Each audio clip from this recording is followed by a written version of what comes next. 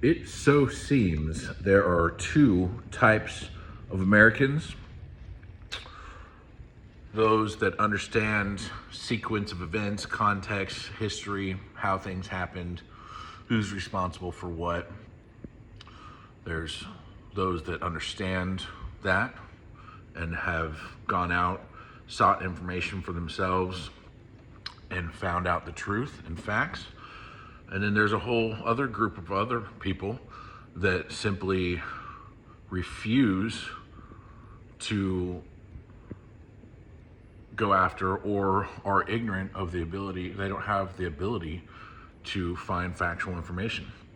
So there's this whole large group of Americans, United States citizens, who do not know how to discern between entertainment and facts. It's wild to me. And then they'll laugh when you bring up facts and they don't have citations. They can never back up what they're saying.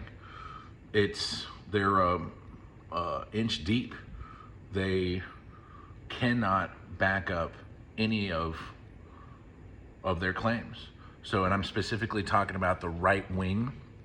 Everything they do is not congruent with the environment around them, and they have to mansplain, twist, conduct mental Olympics, mental gymnastics to make sense of what they're doing. And it's reprehensible. I don't know if they're blind to it. Can they not see? Or do they see it and they're so vindictive and hateful and filled with spite that they take some sort of joy or pride in doing these things? I don't get it. But all kind of banding together to deny science, to be bigoted towards marginalized communities, to try to overthrow legitimate governments, try to overturn legitimate elections. It seems like they want to turn it into a country that one person gets quote unquote democratically elected, but then they stay in power for 8, 10, 20, 40, 50 years, kind of like what happened in Gaza. The the terrorists, basically, they got elected once a long time ago and they stayed in power. I wonder how they stayed in power. Putin, blew up buildings to garner national support for him winning a presidency, and then he's never given it up. And Trump is taking that exact, tactic from Putin, and he's like, if I can win one more election, I can disable United States democracy, piss all over the Constitution, and I could be the United States of America's first autocrat. And there's a lot of corporations, large corporations, a lot of interest groups that want to see that happen because they know their ideology, their worldview, they can't win a legitimate election anymore. And I know this has been talked about over and over on all platforms, but this is the end of democracy if we do not reelect Joe Biden. Like, there's no other choices on the Democratic side that will beat this, MAGA, lunacy. He's done it before. He can do it one more time.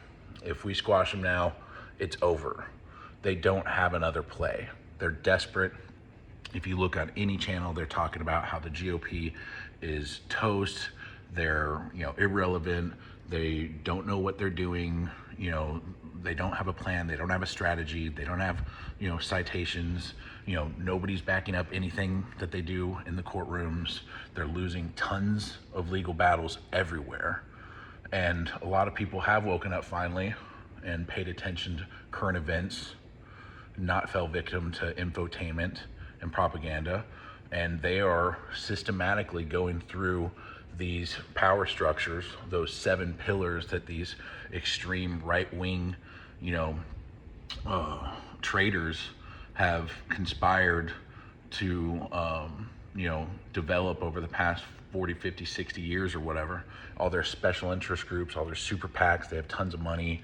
They've infiltrated local, state, federal government. They've infiltrated law enforcement. They've infiltrated, probably Homeland Security and our intelligence. So it's pretty wild. We need to get these extremists. We need to get these extreme zealot, charlatan, faux Christians out of government. Just simple as that. That's what our framers called for even back then. So I will not rest, and I will not really celebrate until, gay people have equal rights, trans people have equal rights, until we normalize, talking about those groups of marginalized people. I think we need to be educated on that. I think we need to not crush the public school system. I think we need to build on it and invest in it. I think we need to keep Republicans out of office because they create deficits every single fucking time they get elected. They push us into wars with lies. If we're going to fight a war like in Ukraine, through proxy with the Ukrainians, I want it for a good reason. And I think the Russians are a big country, and they're a bully, and they are creating genocide against the Ukrainians. And I think there's genocide a lot of other places too. It's not the only place that I care about that genocide is happening. But I believe Russia needs to be checked and taken down a peg. The other places that genocide is happening, those people, those groups aren't as much of a threat to the world as Putin and Russia. So they're a threat, but I think right now Russia's number one. We always got to keep an eye on China, obviously, but I don't think we should discriminate against countries, because just like in America, we have people who are MAGA, and of course people around the world, they probably can't stand, they think that's America sometimes. We have Americans who are bad people. There are bad people in every region, every country. We can't demonize a whole region. That's what we got to stop doing. We got to nix the xenophobia, nix all that, nationalist, bullshit, the tribalism. I mean, it's simple as that. And I just went through basic poli-sci stuff. A lot of people took this a lot further than I did, and they can speak very eloquently on this. There's tons of books, there's tons of literature. Everything, agrees with one paradigm of thought. So anybody, these outliers that come out with these conspiracies, they can't back it up. They can find some quack or some, idiot, one idiot to agree with them out there. But when you're talking about all the doctors, all the scientists, not all obviously, but most, when they're all pointing to the same thing and agreeing on things, climate change, the vaccine, the gender, difference between sex and gender, there's so many things out there that you guys are denying science on, and then you have the audacity to gaslight us and try to project all this bullshit on us and come at us and say, you don't understand, you don't acknowledge biology. Like, fucking shit. Are you really that dense that you think it comes down to just a fucking hot dog and a taco? Like, oh my God. Like, how obtuse and just fucking slow do you have to be? And I'm a slow person. Like, it takes me a long time to get to do things. So I think I'm in a good position to be able to talk shit to people because I'm a fucking slow motherfucker. It takes me a while to get things. Once I get it, I get it if I want to do it, and I'm convicted on it. But like, what the fuck? I'm just so pissed off that you fucking goddamn motherfuckers who are obviously traitorous as fuck call yourself fucking patriots and think you're fucking patriots and join these fucking militias who are fucking backed by fucking neo-Nazis, fucking white supremacists. I'm ashamed. We need to fucking add Supreme Court justices to make up for what's happened. We need to add more Supreme Court justices. That's like one of the first order of business once we rout out all these MAGA people from our government. Once we do that, we can try to rebuild our education system and, try to revamp our criminal justice system, our prison system, take a look at emissions from the military industrial complex. We're very grateful to have the baddest shit on the planet, but we got to keep in mind that, the military industrial complex is one of the lead creators of harmful emissions. So, we got to all reduce our personal footprints, but we got to look at these huge industries that are doing the most damage. And they are. And I think everybody's kind of coming around. And I think Biden, honestly, is, he's getting a lot of flack. He doesn't really market himself or promote himself very well. But I think he's doing a reasonable job with the, in my opinion, unprecedented times that we live in. And so, Israel didn't blow up that children's hospital. It was internal tribalist fucking terrorist motherfuckers that did that inside Gaza. So, and it wasn't 500, it was closer to 200 or 300. Not that that changes, but you can just, see this propaganda that pops up quickly. The big mainstream media sources run with it, and then within 24 hours, there's events that happen all over the world that are in reaction to the propaganda and those sound bites and those clips that people basically give false information, and everybody gets hyped off it. And then we find out 24, 48 hours after people have been mobilized, after things have happened, that that's not what happened. The Israelis did not blow up that hospital. Now, they've done a bunch of other bad shit, but Israel had to defend themselves against all the, not all the Arab countries, but multiple Arab countries.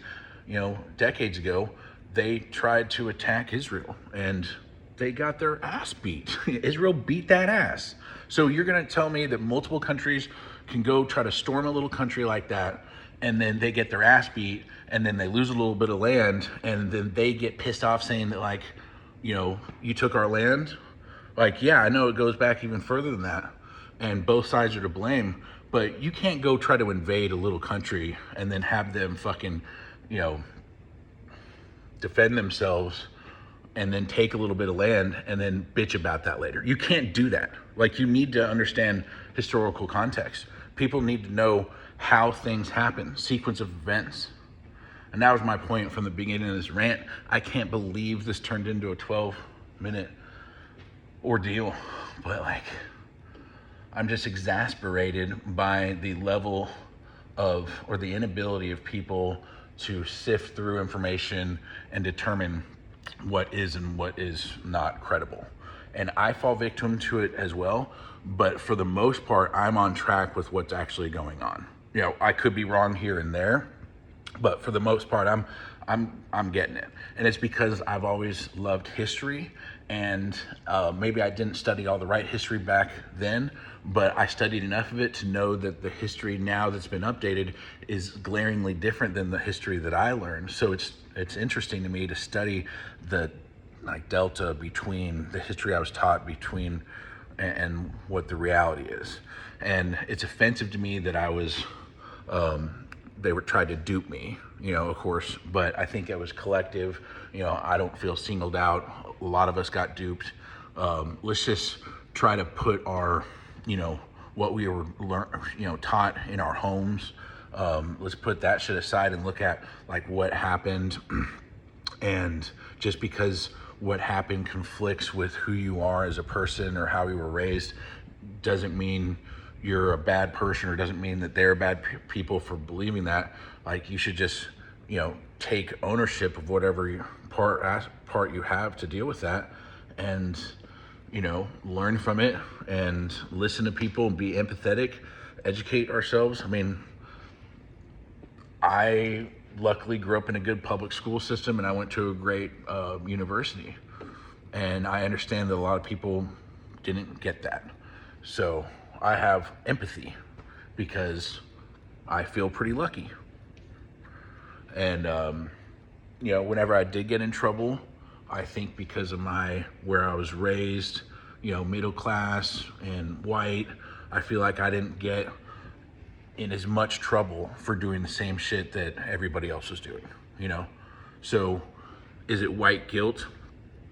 No, I just simply acknowledge that if I were a person of color or black, I would have had different experiences.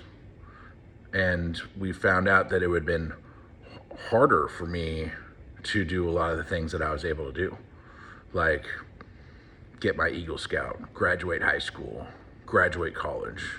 You know, those were milestones and things that I strove for and I struggled at times, but it would have been harder if I was a person of color.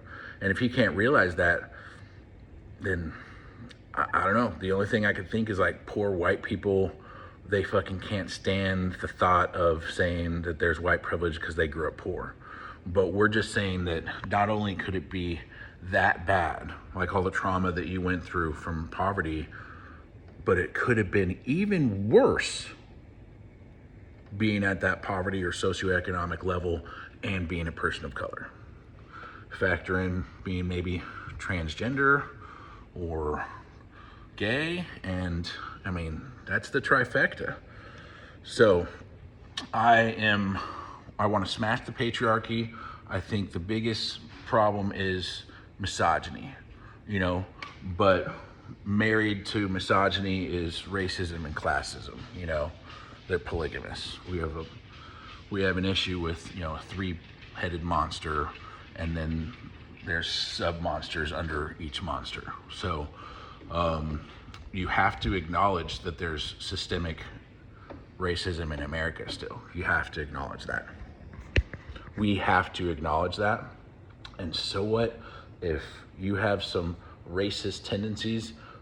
Let's acknowledge that we were raised to be like that and actively, you know, train ourselves to not say those things in our heads or you know, say those things to people. You know, learn, listen.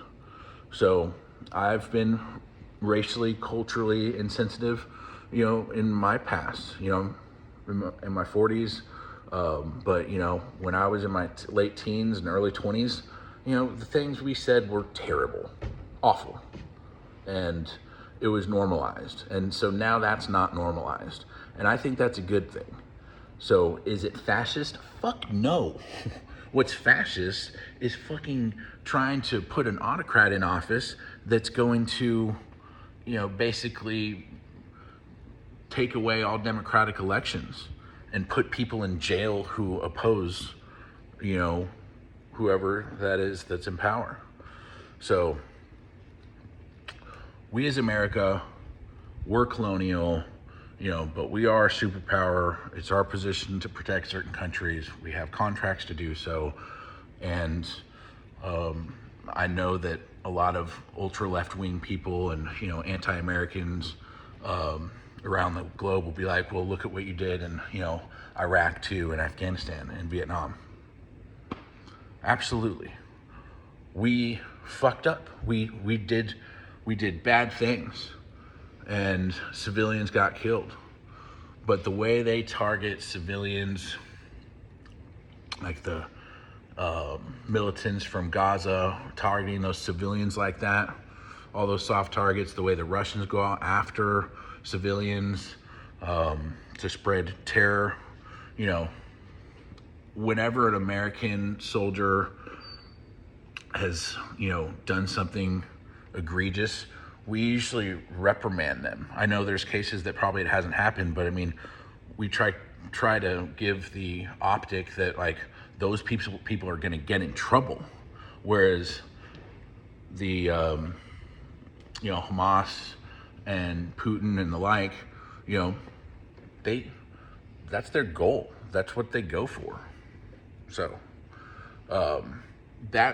I know there's a lot of problems with America, but I mean, I ain't gonna side with the motherfuckers who live off fear and misinformation and, you know, try to keep all their, you know, people and their constituents under their thumb and keep them, you know, struggling week to week and month to month, and, you know, make sure that there's a large working class so they can enjoy large profits. Like, no, like, If we let Ukraine lose to Russia, the oligarchs win. You know, the upper top tier percent guys win, and they went into Ukraine just because they wanted all their fucking goddamn, like, you know, assets. You know, whether it be agriculture or, you know, cobalt or lithium. You know, there's a lot of, you know, things that, you know, these Russian oligarchs can make a lot of money from in Ukraine, and these motherfuckers just were like, we want that. So they just tried to tell the world that they're going in after Nazis into fucking Ukraine. Get the fuck out of here. There's Nazis in Germany, there's Nazis in America, there's Nazis every fucking where. So fuck you. And the Azov battalion has gone to great lengths to thin out that type of mentality. So, I mean, look at our police force in the United States. Look at our military. I mean, we have white supremacists in our fucking government. Like, so, Ukraine has corruption, but it's not like any different than the corruption that's rampant here or in Russia. I would say corruption in Russia is worse than United States and Ukraine. But there's corruption in all three of those countries and all over the world. And if you notice, the more the corruption, the less democracy. So these very corrupt countries are trying to gaslight the shit out of us. They're trying to rewrite history. They're trying to band together to try to, you know, instill what seemingly is a global autocracy, or a group of a group of autocracies. And they all kind of work together to make sure everybody just stays, you know, in control. We have to have some level of control. So, I mean, I don't want to abolish the government. So that is silly to me, that when we have all these like crazy motherfuckers that are threatening all this shit, like, why would you want to fucking disband our government right now? Like, you guys are fucking idiots. Seriously. Like, that's the dumbest shit. That's the dumbest take I've seen in so long. Like, oh shit, we have like all these fucking, you know, conflicts popping off all over the world, and y'all dumbasses are like, I say we fucking shut it all down. Like, no, we need to put people to work and make sure these, you know, balance of powers are working for us. We need to do the checks and balances things. We need to make sure that the right people are in the right positions. Under Trump, you know, he was putting all these fucking people in positions that had no qualifications. So we've had to recover from that. And now we have, you know, more qualified people. And if you've noticed, things are slightly getting better. But if we revert back and somehow not put Biden in office, and if we put a GOP or Republican in office, this time around, I mean, it's game over. Like, just know that everything that they stand for, that you think they stand for, they don't. They do not. So if you're, you know, for family values and God and, you know, upholding law and order and supporting our military, no, you can fuck off with all that. That's the old Republicans. If they ever did. I don't even think they ever did, but I'm not a fucking goddamn, you know, political science, you know, expert. But I don't think they ever did. But they were corrupted to the nth degree, them along with the NRA. When the NRA got hijacked and the GOP started switching over from all those old motherfuckers before, yeah, those old white warhawk motherfuckers were bad. But this next slew of people that came in were fucking way worse. So they did it very secretly at the beginning. Now they know it's kind of like their swan song and their end time, or, you know, end game. They either got to do it or they're out. So they're openly, you know, Christian nationalists. They're openly, you know, pro-segregation. They're openly, you know, trying to, you know, force one religion on, you know, on a group of people via a government. So, I just had to get this off my chest, because I think we're at a crossroads finally. I know we say that every recent election, like, this is the most important election, but we had a series of most important elections that all went reasonably well, and this is the final one, you know.